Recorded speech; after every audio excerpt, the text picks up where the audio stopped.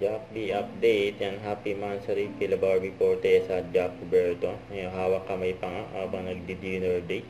You know, sweet. And IG story nila, sabi ni Jack kay Barbie, happy monthsary Madam Barbie Fortesa, I love you so much. You know, sabi naman ni Barbie kay Jack, happy monthsary, mahal ko Jack Roberto. You know, sweet.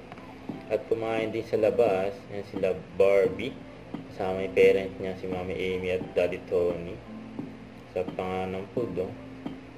And IG story ni Barbie, pamper day sa Abinon Clinic at push nails.